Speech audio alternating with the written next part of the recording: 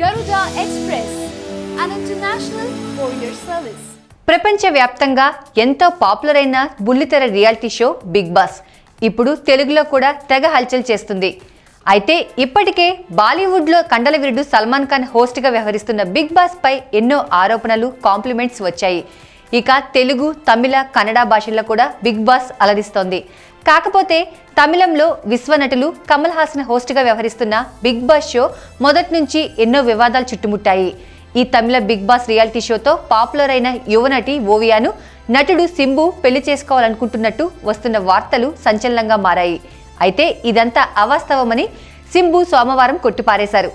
తానంటే గిట్టని వారు ఇలాంటివి పుట్టిస్తున్నారని, మీడియా కూడా నిజానిజాలు తెలుసుకోకుండా వార్తలు ప్రచురించడం దురదృష్టకరమని విచారం వ్యక్తం చేశారు.